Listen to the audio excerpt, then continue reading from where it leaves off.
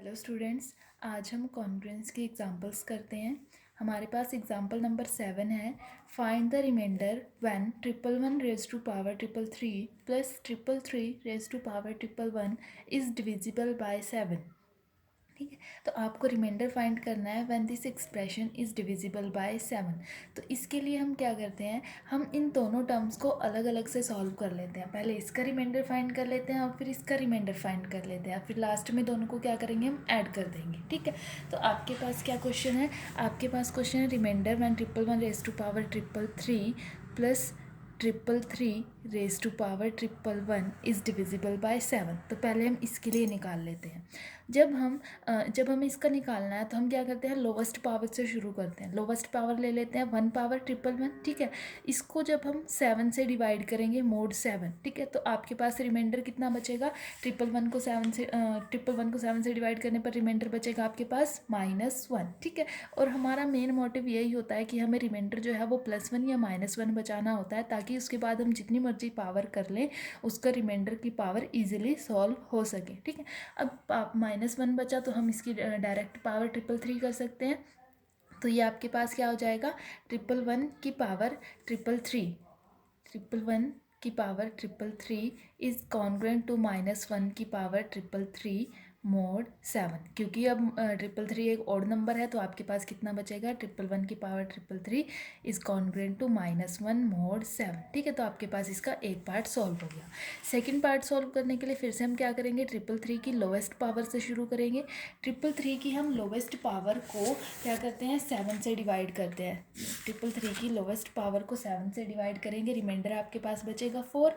फिर क्या करते हैं, दोनों तरफ हम क्यूबिंग कर देते हैं। ठीक है, क्यूबिंग करेंगे तो ट्रिपल थ्री की पावर 3 कॉन्ग्रुएंट टू 4 की पावर 3 कितना हो जाएगा, 64 मोड 7। ठीक है, अब क्योंकि ये रिमाइंडर भी आपके पास 7 से बड़ा चला गया, तो इसको भी क्या कर लेते हैं, 7 से हम क्या करते हैं, डिवाइड कर लेते हैं, और जितना रिमाइंडर बचेगा 64 उसके कॉन्ग्रुएंट हो जाएगा। मीन्स हम क्या कर लेते हैं, 64 का रिमाइंडर चेक कर लेते हैं व्हेन डिवाइडेड बाय 7। तो 64 को 7 से डिवाइड करेंगे तो रिमाइंडर कितना बचेगा, 1। मीन्स ये 64 जो है ये 1 के कॉन्ग्रुएंट है, तो आप इसको यहाँ यूज़ कर लो। तो ये क्या हो जाएगा, ट्रिपल थ्री की power 3 is congruent to 1 mod 7। ठीक है, अब यहाँ हमारा रिमाइंडर 1 बच गया। अब हम दोनों साइड जितनी मर्जी पावर रेज कर सकते हैं। हमें पावर लेके जानी है ट्रिपल वन तक, और पावर 3 हमारी आ चुकी है। तो क्या करते हैं, दोनों तरफ 37 पावर और रेज कर देते हैं। दोनों तरफ 37 पावर करेंगे, 1 की पावर 37 मोड 7। तो यहाँ से 3 इंटू 37 कितना बन जाएगा आपके पास, triple one is congruent to 1 की पावर 37 1 मोड 7। ठीक है, तो ये वाला कॉन्ग्रुएंस अलग से सॉल्व हो गया, ये अलग से। अब क्या करना है, दोनों को ऐड करना है। दोनों को ऐड कर दो, ट्रिपल वन की power triple three plus triple three की पावर ट्रिपल वन किसके कॉन्ग्रुएंट हो जाएगा, ये ऐड होंगे, -1 + 1 0 mod 7। It means when this expression is divided by 7 the reminder is 0। ठीक है, नेक्स्ट आपके पास क्वेश्चन है, find the reminder obtained on dividing 3 raised to power 181 by 17। अब आपको 3 raised to power 181 को 17 से डिवाइड करना है। तो स्टार्ट करते हैं, वही हमें लोवेस्ट पावर से शुरू करना है। लोवेस्ट पावर मीन्स 3 की पावर 1। 3 की पावर 1 को 17 से डिवाइड करेंगे, रिमाइंडर कितना बचेगा, 3 बचेगा।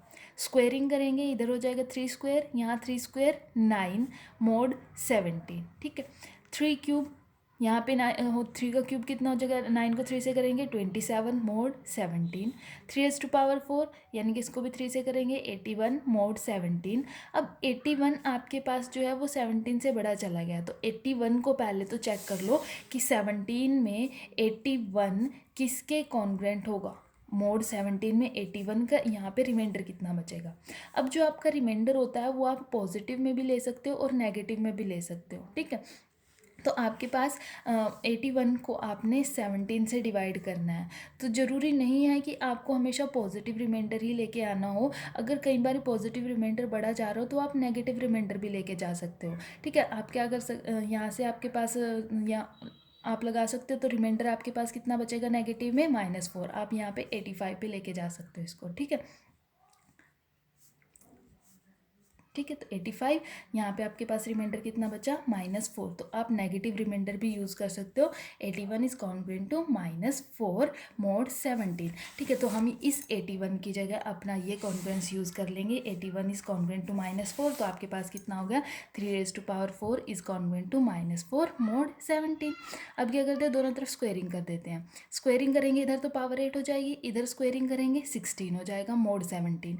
अब 16 को भी 17 में देख लो, 16 को अगर आप 17 से डिवाइड करो, अगर यहाँ से आप चलाओ 17 पे, तो रिमाइंडर कितना बचेगा -1, तो आप यहाँ -1 रिमाइंडर यूज़ कर सकते हो। तो 16 का बन गया -1 रिमाइंडर mod 17। आपको लेके जाना है 3⁻181 तक। 3 की पावर 8 आ गया, दोनों तरफ 22 पावर और रेज कर दो। 22 पावर रेज करेंगे, 22 एक इवन नंबर है, तो -1 की पावर 22 1, और इधर बन गया 3⁻176 176, लेकिन हमें जाना है 181 पे। तो जो हमने पिछले कॉन्ग्रुएंस निकाले हैं उनकी हेल्प से हम 181 तक जाते हैं। तो 176 तक जाने के लिए आपको 5 पावर्स चाहिए। अब यहाँ पे 5 पावर्स तो कहीं है नहीं, लेकिन 4 पावर और 1 पावर तो है। तो हम क्या करते हैं, 1 वाली यानी कि फर्स्ट वाली इक्वेशन, 4 वाली इक्वेशन, और आपके पास जो 176 वाली इक्वेशन, तीनों को मल्टीप्लाई कर देते हैं। 1 वाली से यहाँ रिमाइंडर कितना है 3, यहाँ से 4 वाली से -4, तो 3 × -4 -12, 176 का 1 तो -12 आपके पास mod 17 बच जाएगा। और यहाँ बेस सेम पावर ऐड, तो 3⁻181 इज कॉन्ग्रुएंट टू -12 mod 17। और -12 17 में कितना बनेगा, दोनों को ऐड कर दो, -12 + 17 इज़ 5, ठीक है। तो 3⁻181 इज कॉन्ग्रुएंट टू 5 mod 17। तो जब आप 3⁻181 को 17 से डिवाइड करोगे तो रिमाइंडर कितना बचेगा आपके पास, 5 रिमाइंडर बचेगा। नेक्स्ट आपके पास है example number 10। If a + b is congruent to c mod m and b is congruent to d mod m, then show that a + d is congruent to c mod m। अब हमें given है a + b is congruent to c mod m, ठीक है। और दूसरी हमें given है b is congruent to d mod m। तो हम यहाँ से क्या करते हैं, दोनों इक्वेशंस को सब्ट्रैक्ट कर देते हैं। लेफ्ट में से सब्ट्रैक्ट, राइट में से सब्ट्रैक्ट हो जाएगी। तो यहाँ बचेगा a और यहाँ बचेगा c - d, ठीक है। a is congruent to c - d, d को हम लेफ्ट में ले आएंगे तो आपके पास क्या हो जाएगा, a + d is congruent to c mod m। यही आपको प्रूफ करना है।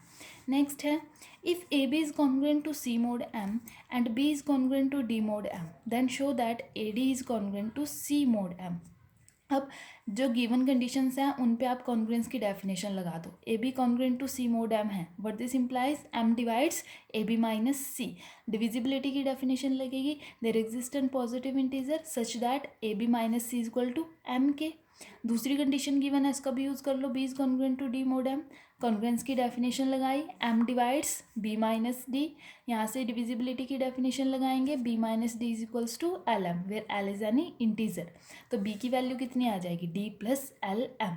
अपने इस b की वैल्यू को हम इक्वेशन नंबर 1 में यूज़ कर लेंगे। तो आपके पास क्या बन जाएगा, a × d + LM - c is equals to m के।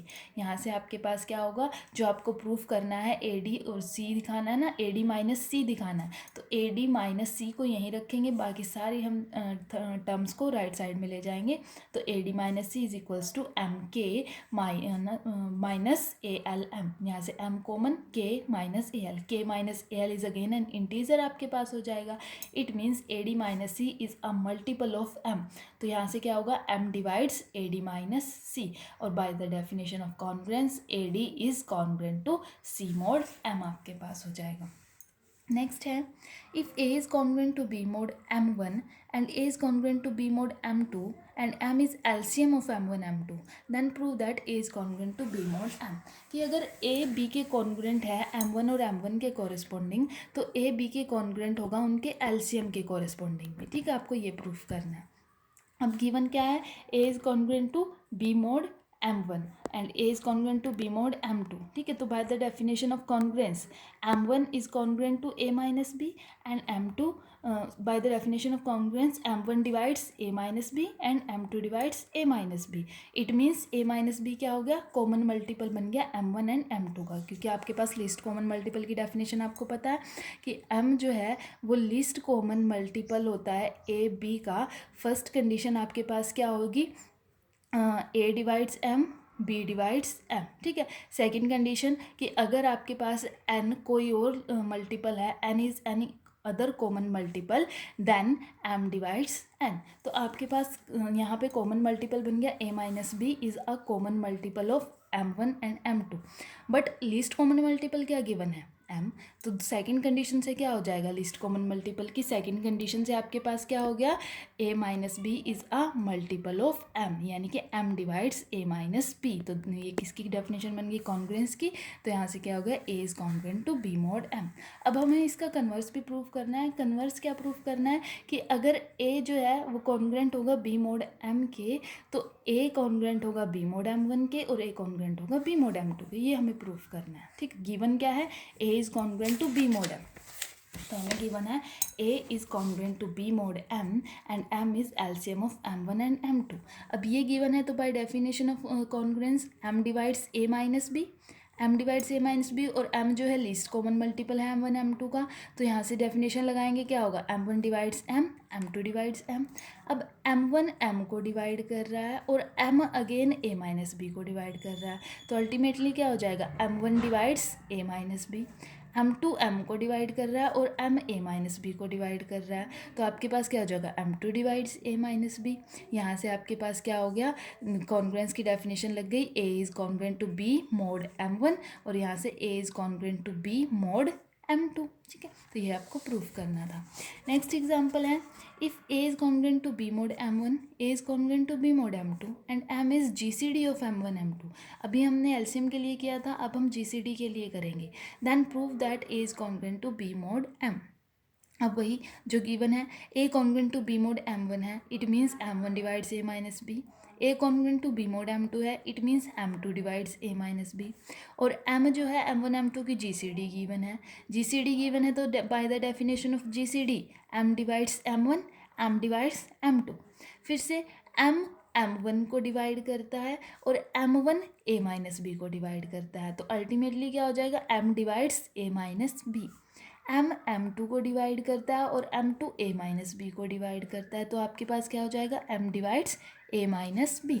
तो यहाँ से अगर m a माइनस बी को डिवाइड करता है, तो by the definition of congruency a is congruent to b mod m। अब जैसे एलसीएम में आपके पास इसका कन्वर्स भी होल्ड करता था, लेकिन जीसीडी के केस में कन्वर्स होल्ड नहीं करता। इट मीन्स अगर a जो है वो कॉन्ग्रुएंट होगा b मॉड m के, where m is GCD, then a is not congruent to b mod m1 and a is not congruent to b mod m2। इसको हम एक एग्जाम्पल की हेल्प से करेंगे। एग्जाम्पल के लिए मैंने क्या किया, एक मैंने a नंबर ले लिया 25, b मैंने ले लिया 20, ठीक है, m1 मैंने ले लिया 10 एंड m2 मैंने ले लिया 15। तो m1 और m2 की gcd कितनी आएगी, 10 और 15 की gcd कितनी आ जाएगी आपके पास, 5। ठीक है, तो आपके पास गिवन है a is congruent to b mod m। Check कर लो, क्या 25 कॉन्ग्रुएंट है 20 मोड m के, m मीन्स 5 इज़ जीसीडी। ठीक है, होगा, क्योंकि जैसे 25 में से 20 को माइनस करोगे वो आपके पास क्या हो जाएगा, डिविजिबल बाय 5 हो जाएगा। बट क्या a कॉन्ग्रुएंट है b मोड m1 के, या फिर a कॉन्ग्रुएंट है b मोड m2 के, इसको भी चेक करके देख लो। a means 25 congruent to b means 20 mod m1 means 10। क्या करेगा, 25 माइनस 20 किया, क्या 10 उसको डिवाइड करेगा, नहीं करेगा, तो it means it is not congruent. Similarly 25 congruent to 20 mod m2 is 15, क्या 15 25 माइनस 20 को डिवाइड करेगा, नहीं करेगा, तो ये भी कॉन्ग्रुएंट नहीं होगा। ठीक है, तो जीसीडी वाली थ्योरम में आपके पास कन्वर्स होल्ड नहीं करता है। नेक्स्ट आपके पास एग्जाम्पल है, if a is congruent to b mod m, then show that gcd of am is equals to gcd of bm। अब फिर से आपके पास क्या गिवन है, a is congruent to b mod m given है, तो बाय डेफिनेशन ऑफ कॉन्ग्रुएंसी क्या होगा, m divides a minus b। By definition of divisibility क्या होगा, a minus b is equals to M Q, where Q is an integer. यहाँ से आप a की वैल्यू निकाल सकते हो, a is equals to b plus M Q. अब आपको ये शो करना है कि G C D of A M is equal to G C D of B M. अब G C D of A M उठाओ, किसी भी दो नंबर्स की जी सी डी दोनों नंबर्स को डिवाइड करती है, means G C D of A M A को भी डिवाइड करेगी, G C D of A M आपके पास एम को भी डिवाइड करेगी। और इस इक्वेशन से अगर आप देखो तो G C D of A M किसको, बी को भी डिवाइड करेगी। ठीक है, तो जीसीडी ऑफ ए एम अगर आपके पास बी को भी डिवाइड कर रही है, एम को भी डिवाइड कर रही है, तो जीसीडी ऑफ ए एम क्या हो जाएगा, बी एम को भी डिवाइड करेगी। ठीक है यहाँ तक। अब कन्वर्स पार्ट इसका मतलब इसका उल्टा दिखाते हैं। तो आपके पास अब इसे उठा लो, बी और एम को। अब बी एम है, बी एम की जीसीडी बी को भी डिवाइड करेगी, बी एम की जीसीडी एम को भी डिवाइड करेगी। और जो गिवन इक्वेशन है A is equal to B plus M Q, यहाँ से आपके पास क्या है, बी एम की जीसीडी ए को भी डिवाइड करेगी। तो इन दोनों को यूज़ करेंगे तो आपके पास क्या हो जाएगा, बी एम की जीसीडी आपकी ए एम को भी डिवाइड करेगी। तो दोनों तरफ से आ गया, बी एम की जीसीडी ए एम को डिवाइड कर रही है, ए एम की जीसीडी बी एम को डिवाइड कर रही है। तो यहाँ से क्या हो जाएगा, ए एम की GCD equals to B M की जीसीडी। ठीक है, तो आपके कॉन्फ्रेंस के एग्जाम्पल्स यहाँ पे ख़त्म होते हैं। अगर यहाँ तक किसी को कोई भी डाउट हो तो आप मुझसे पूछ सकते हो। Thank you.